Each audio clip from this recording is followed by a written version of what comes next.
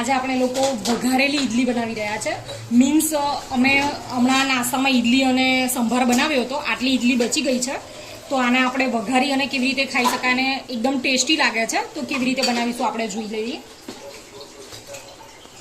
તેલ મેં ગરમ થવા મૂકી દીધું છે. તેલ બરાબર ગરમ થઈ ગયું છે.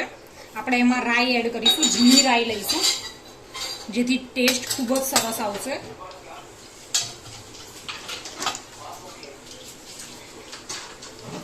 રાઈ તતડી જશે પછી મેં ડુંગળી અને ટામેટા કટ કરી લીધા છે અને ઈડલી આપણી મોડી હોય છે એટલે મેં મરચાંને પણ કટ કરી લીધા છે.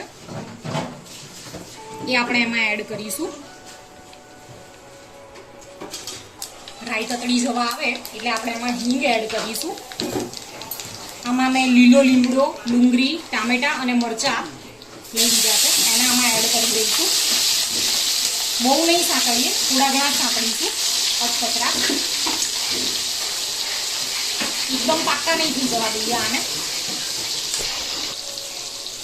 આમાં આપણે એકાદ ચમચી જેવી હળદર એડ કરીશું કે જેથી આપણી ઈડલી વઘાર કર્યો છે એ રીતની યલો આપણને લાગે.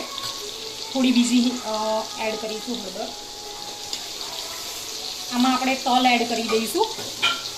તલ એડ કરી અને તરત જ ઈડલી નાખી દો. આ ઈડલીને તમે નાના નાના પીસીસમાં કટ કરીને પણ વઘારી શકો છો, પણ મેં એવું નથી કર્યું, આખી જ વઘારી દઈ છું આને.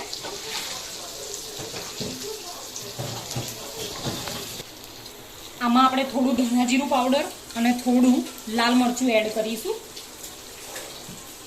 અને ટેસ્ટ મુજબ ઈડલીમાં તો મીઠું હોય છે, પણ આપણે ડુંગળી ટામેટાને એવું નાખ્યું તો એમાં થોડું સેટ થાય એ પ્રમાણે થોડું મીઠું એડ કરીશું. ખાંડ ગળપણ માટે.